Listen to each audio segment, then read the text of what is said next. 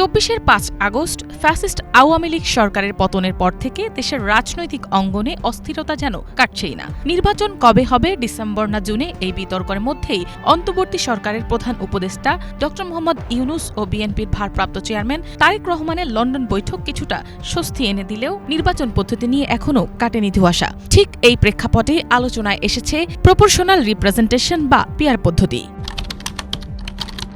এই পদ্ধতিতে কোনো দল যত শতাংশ ভোট পাবে তত শতাংশ আসন পাবে সংসদে, ফলে ভোটের প্রকৃত প্রতিফলন ঘটবে আসনে। বিপরীতে প্রচলিত পদ্ধতিতে একজন প্রার্থী ২০% ভোট পেলেও এমপি হতে পারেন, আর বাকি ৭৫% ভোট কার্যত বিফলে যায়। একইভাবে জাতীয়ভাবে বেশি ভোট পেয়েও কোনো দল সংসদে কম আসন পেতে পারে, যা গণতন্ত্রের প্রতিনিধিত্বমূলক চরিত্রকে প্রশ্নবিদ্ধ করে।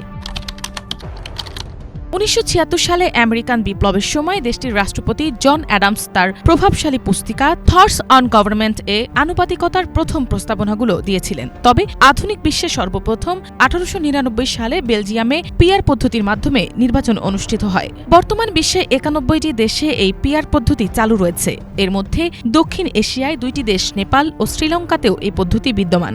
এছাড়া ইউরোপের নেদারল্যান্ডস, সুইডেন, ফিনল্যান্ড, বেলজিয়াম ও জার্মানিতে আংশিক এই পদ্ধতি রয়েছে। এশিয়ায় ইসরায়েল, ইন্দোনেশিয়া ও নেপালে, আফ্রিকায় দক্ষিণ আফ্রিকা ও নামিবিয়ায়, লাতিন আমেরিকায় ব্রাজিল ও আর্জেন্টিনা এবং উত্তর আমেরিকায় আংশিকভাবে কানাডার পিআর পদ্ধতি বেশি আলোচিত। এই পিআর প্রস্তাব ঘিরে দেশের রাজনৈতিক অঙ্গনে স্পষ্ট মতভেদ রয়েছে।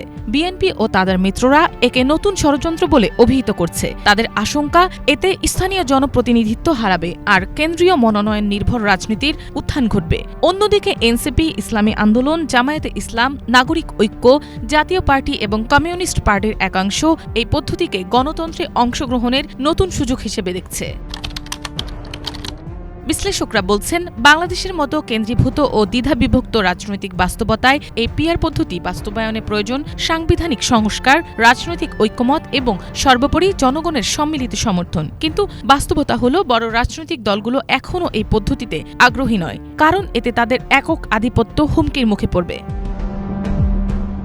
শেষ পর্যন্ত প্রশ্নই থেকে যায়, বাংলাদেশ কি আদৌ এই পরিবর্তনের জন্য প্রস্তুত? ভোটের সঠিক মূল্যায়ন, রাজনৈতিক বৈচিত্র্য এবং অংশগ্রহণমূলক গণতন্ত্রের জন্য পিআর পদ্ধতি কি হতে পারে একটি বড় সুযোগ, নাকি শক্তিশালী গণতন্ত্রের পথে এটি হয়ে উঠবে আরও এক জঞ্জাল?